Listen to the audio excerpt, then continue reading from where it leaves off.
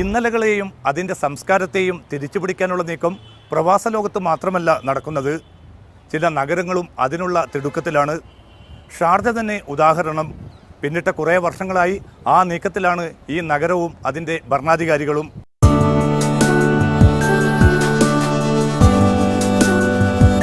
Arab ലോകത്തിന്റെ സാംസ്കാരിക തലസ്ഥാനം.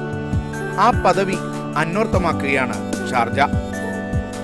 വ്യത്യസ്തമായ നിരവധി പരിപാടികൾക്കാണ് സാംസ്കാരിക തലസ്ഥാനം ഇപ്പോൾ വേദിയാകുന്നത്.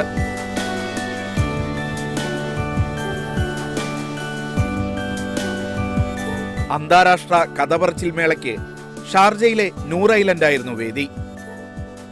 വാരാന്ത്യ അവധി ദിവസങ്ങളായ വ്യാഴം, വെള്ളി, ശനി രാത്രികളിലാണ് കഥപറച്ചിൽ അരങ്ങേറുന്നത്. വിളക്കുകളുടെ അരണ്ട വെളിച്ചത്തിൽ സാങ്കേതിക സൗകര്യങ്ങൾ ഒന്നുമില്ലാതെയായിരുന്നു ഈ മേള. കഥ പറയാൻ മൈക്രോഫോൺ പോലുമില്ലായിരുന്നു.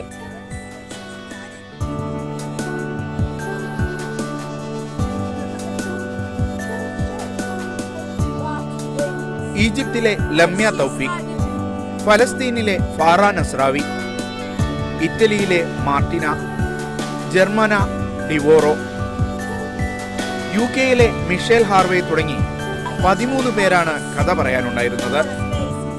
സിംഗപ്പൂരിലെ ഇന്ത്യൻ വംശജ കാമിനി രാമചന്ദ്രനുമുണ്ട് കഥ പറയാൻ. കാമിനിയുടെ വേരുകൾ പാലക്കാട്ടാണ്. 1-2 വട്ടം മാത്രമേ കേരളത്തിൽ വന്നിട്ടുള്ളൂ. മലയാളം അറിയില്ലെങ്കിലും മലായ് ഭാഷ അറിയാം. ആ ഭാഷയിലും ഇംഗ്ലീഷിലും കഥ പറയും. ഇന്ത്യൻ പശ്ചാത്തലമുള്ള കഥകളാണ് കാമിനി അനുവാചകരോട് പങ്കുവെക്കുന്നത്.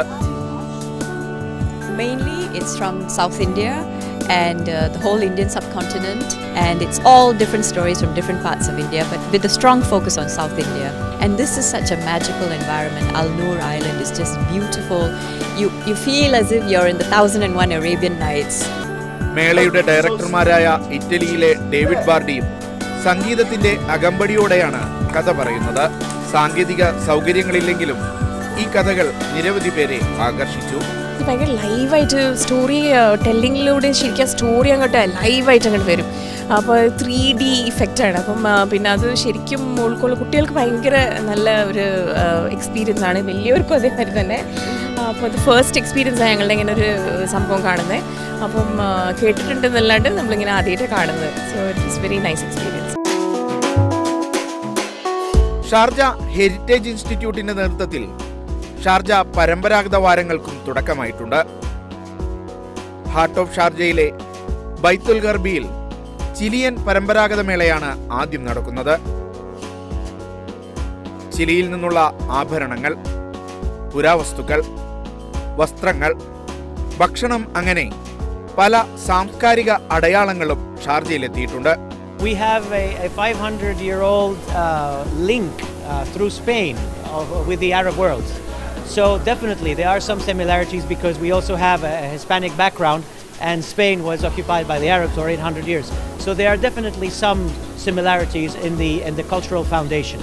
But of course, over a long period of time, there are a lot of differences as well, and this is what we want to show and showcase here in this exhibition. ചിലിയിലെ കലയും സംഗീതവും ഷാർജയിലെത്തി. വരും ദിവസങ്ങളിൽ ഇന്ത്യയടക്കം കൂടുതൽ രാജ്യങ്ങളുടെ പരമ്പരാഗത കാഴ്ചകൾ ഷാർജയിലെത്തിക്കാനുള്ള തയ്യാറെടുപ്പിലാണ് heritage institute. And this year we have 8 programs actually to receive 8 countries.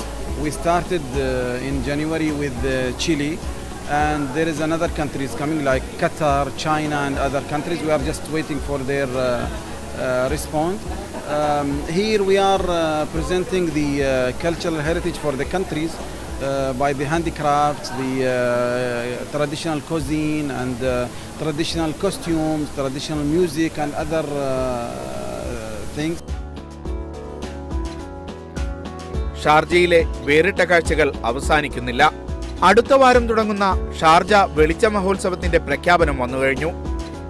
പതിവ് വേദികൾക്ക് പുറമെ doctor Sultan Al Qasimi centre for Gulf സ്റ്റഡീസും ഇക്കുറി ദീപാലംകൃതമാകും. 3D മാപ്പിംഗ്, കാഴ്ചക്കാർക്ക് ശബ്ദവും വെളിച്ചവും നിയന്ത്രിക്കാവുന്ന സംവിധാനം, ഘോഷയാത്ര, അങ്ങനെ പുതുമകൾ ഏറെയുണ്ട്. കാത്തിരിക്കാം ഷാർജയുടെ വേറിട്ട കാഴ്ചകൾക്കായി അടുത്ത ദിവസങ്ങളിലും.